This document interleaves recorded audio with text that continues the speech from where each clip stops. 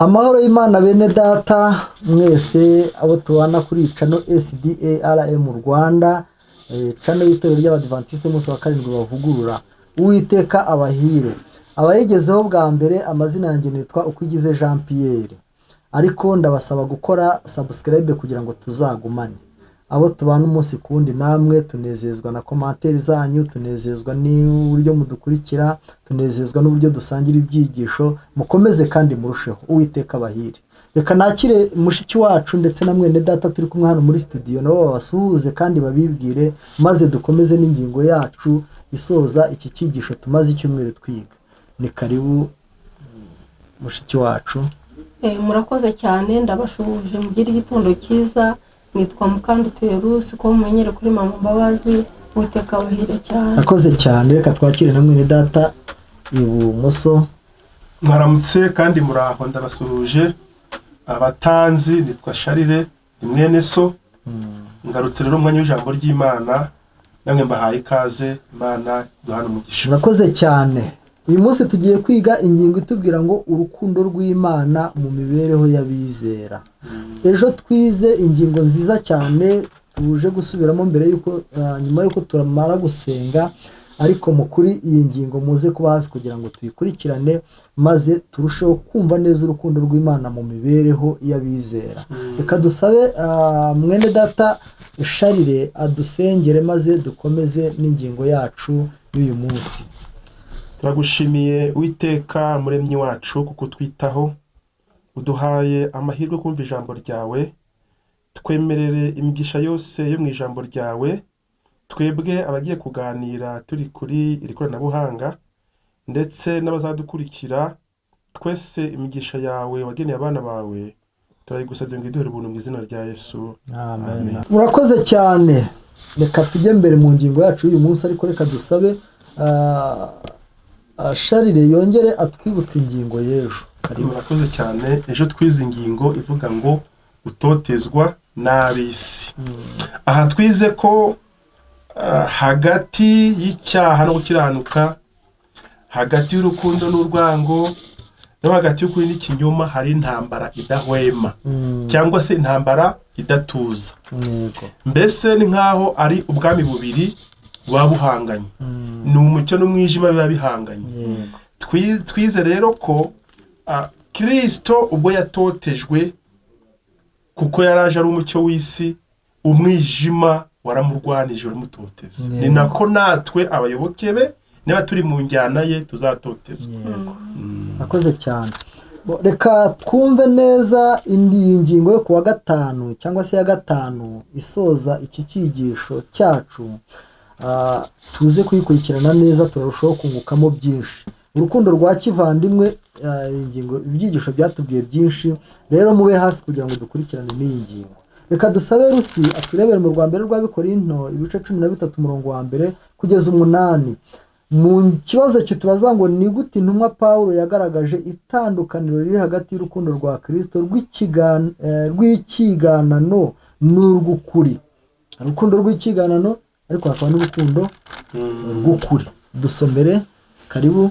Murakoze cyane. Aha rero muri iri somo ry'urwambere rw'Abakorinto ibice 13 haratubwira ngo urukundo ruhebuje byose kuba ingenzi. Ubu nibwo tugiye kubona hano.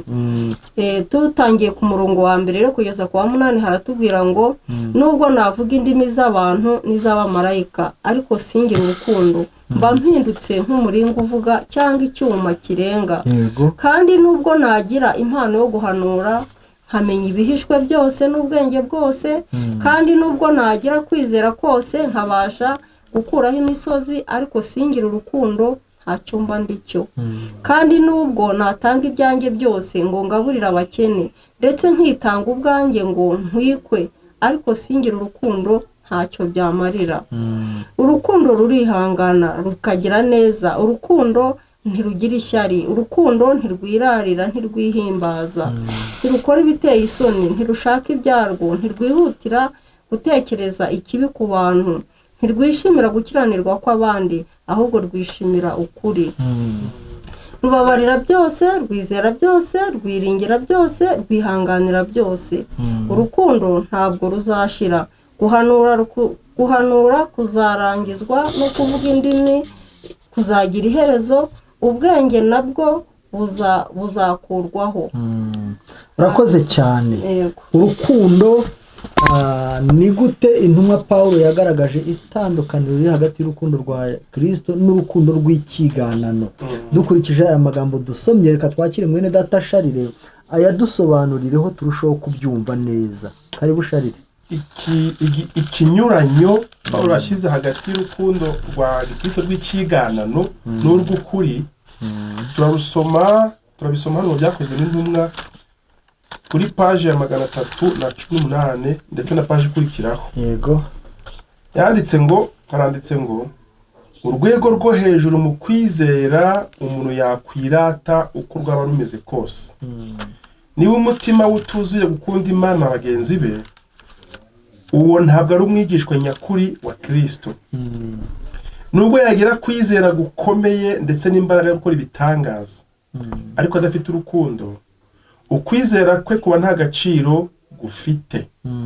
Ashobora kwerekana ko agira ubuntu bwinshi bwo gutanga, ariko niba ashobora no gutanga ibyo atunze byose kugira ngo agaburire abakene, nyamara bitewe n'indi mpamvu itari urukundo nyakuri, iki gikorwa nticyatuma yemerwa n'Imana.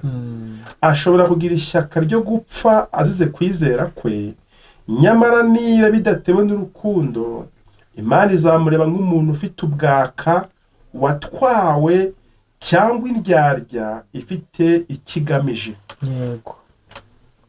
Ariko akitanga, kuko hano harimo ibintu bikomeye. Ngira ngo rwose mube hafi, hano harimo ibibazo.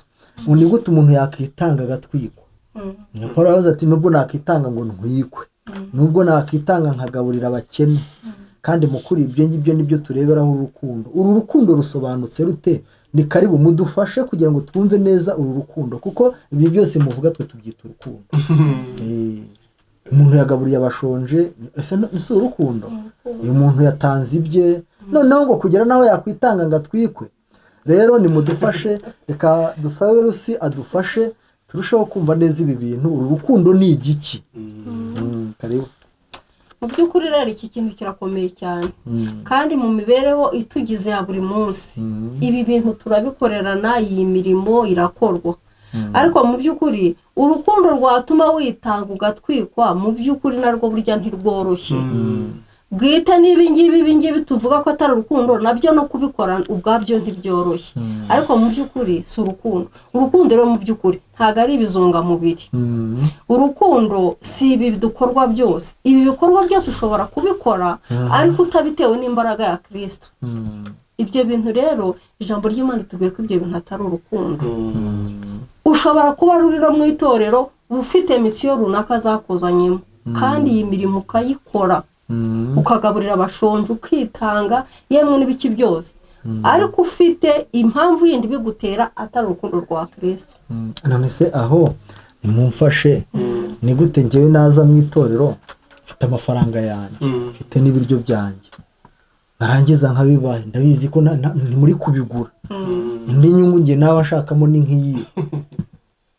Twakire Sharire agira icyo atubwira. Nk'amagambo akomeye umuntu Imana yanditse ngo umuntu ashobora kugira kwizera ko mu rwego rwo hejuru, ndetse haya n'imbaraga yo gukora ibitangaza, ariko nta rukundo rwa Kristo afite. Mbese ushobora no kwereka abantu kugira ubuntu bwinshi. Urumva ko uyu muntu agira ubuntu bwinshi, ariko target arimo arabyereka abantu, ashaka ngo yereke abantu ko afite ubuntu bwinshi. ubwo inyungu ashaka icyubahiro, ashaka ko abantu bamwemera, ariyo bakiriye icyubahiro, nkaba naha amafaranga cyane, nkaba na ariko nibyo no kwitanga, kuko hari tujya twumva amakuru y'abantu b'ibyihebe. Yego. Umuntu akishyiramo igisasu, arangiza akagira ibyo akora, agapfana n'abantu. Ariko kwizera ngo baba bazi ko nibapfa bari bite bagenda mu ijuru. Aha ngaha banditse ngo ushobora kugaburira abakene, yego, ariko bitewe n'indi mpamvu biranditse ukavuga utubwira ngo abantu mbabone nzabagezeho ibi n'ibi byanjye mu nyungu zanjye cyangwa bitewe n'indi mpamvu mfite, reka nk'icyo bita attraction, mbagurira imyenda, mbaha ibiryo abarwaye, hari n'abantu bajya basura abantu mu bitaro benshi no muri gereza, ariko rerema wajya kure ugasanga ese ko batizera Kristo, ko batemera umara bwa Kristo, ko batemera ko Kristo nabo yabapfiriye, ibi bintu bimeze biti no abantu bikabacanga. Ariko hano umuntu w'Imana yanditse ngo iyo mirimo yose, ibyo bikorwa byose, niba umuntu atizera igitambo cya Kristo ni zero. Urakoze cyane. Iyi ngingo irumvikanye. Burya umuntu ashobora no kubikora kubera idini cyane, ubu rwose umuntu agafasha kubera idini, ariko yabyigishijwe, akabyigishwa ati gufasha ni byiza, abantu bagateranya ibiryo bagahereza abantu bagateranya amafaranga bagafasha abandi kubera idini, ni ibintu byiza pe, ni ibintu byiza. Ariko hano ikintu gikomeye muri iki cyigisho mu busobanuro bwose mumaze umwanya mutanga, ikintu numvisemo gikomeye, burya gukunda bagenzi bawe udakunda Imana ntacyo byaba bisobanura. Urukundo rero ruzima, abadukurikiranye tubyumve, wenda namwe muzabikorera ubushakashatsi, ariko urukundo ruzima, urukundo ruzima ni urukundo rwo gukunda Imana twarangiza tugakunda bagenzi bacu. Ni urwo rukundo ruba rwuzuye. Nibyo rwose. Murakoze cyane. Neza rwose. Iyi ngingo rero numva twayisoza. Keretse niba hari icyo, reka dufate umunota umwe kugira ngo rwose icyo mufite mu gitange. Dusabe Rusi agira icyo avuga umunota umwe, noneho na mwene data Charire nawe agira icyo avuga mu munota umwe, dusoze iyi ngingo nziza cyane tubwira ngo urukundo rw'Imana mu mibereho y'abizera. Murakoze cyane. Ngewe nk'ubunararibonye nabonye mu gukunda Imana no gukunda bene data, kandi no kutishakira icyubahiro. Mu by'ukuri ubanza kumenya uwaguhamagaye uwo ari we. Winjiye mu itorero ukurikiye iki? Wari ugiye kwishakira icyubahiro, wari ukurikiye agakiza, ariko kenshi umuntu uje mu itorero akurikiye agakiza, kenshi ibyo azajya akora byose azajya abikora atari inyungu ze, kuko afite uwamuhamagaye. Rero igihe cyose umuzi ko wakunzwe nta utabikwiriye, ukabona neza igitambo cy'Ikaruvari uburyo Yesu yagupfiriye kubw'ibyaha byawe, nawe uzakunda abandi nta zindi nyungu utegereje. Uzaza ukorera abandi mu rukundo nta zindi nyungu utegereje, bone naho aba ari imigisha yakugarukira muri ubu buzima.